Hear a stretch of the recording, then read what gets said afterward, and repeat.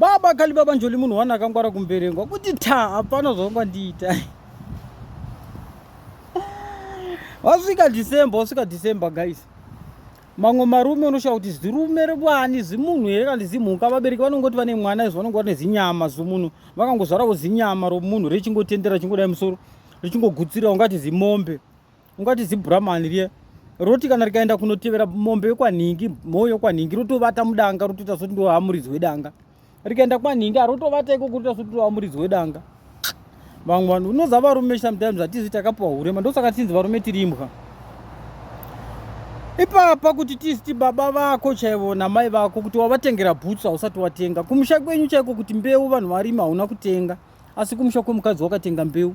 Kumusha kwemukadzi wakatotenga bhutsu dzamai vomukadzi nebhachi rababa vomukadzi, zvose wakatoita uko. Saka kuti uzive kuti munhurume kana kuti chimhuka kana kuti chii hazvizikamwe. Varume imbotangawo kufunga vabereki vako usati wafunga vabereki vomukadzi. Mukadzi haatombofi akangoita baba vako, havafi vakaita mai vako. Vana vemukadzi vakatotengerwa hembe, vakatosapa, vakatoitwa zvese vakapedza. Vana mwana wako chai wawakaita hausati wamutumira hembe kwaari kuna mai baba wakaparadzana navo, usati watumira, asi wakatotumira kudhara kumusha kwomukadzi, wakatotumira kudhara kumwana womukadzi. Marume ndosaka tichizonzi tiri imbwa pakupedzisira. Marume angoita mazinyama. Munoziva munhu anonzi murume ziso rono chingoti kuti zibaba chii, kuti zibaba njoli here kana zimbwa kana kuti zinyama redhongi rangodonha rikakandiwa apo. Varume muri imbwa. Zinyama munoziva varume vese kungoita sezinyama rangoora, zinyama rakaora rangozara apo, rongozara nhunzi. Kutadza kufunga vabereki vako unotanga kunofunga kumahure. Funga vana vehure, funga vana vegirlfriend. Pamwe nemukadzi wacho asi wako unongori girlfriend, wototanga kutengera iye bhutsu, tengera hembe.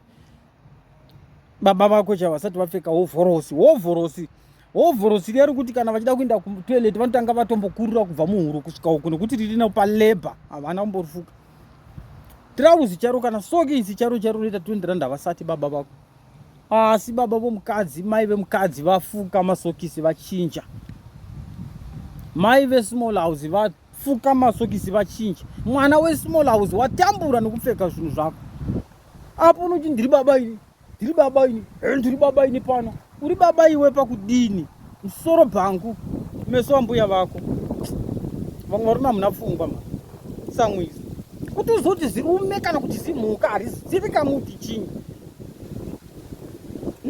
Imbotanga vabereki vako tione kuti chii chinobva mumauri.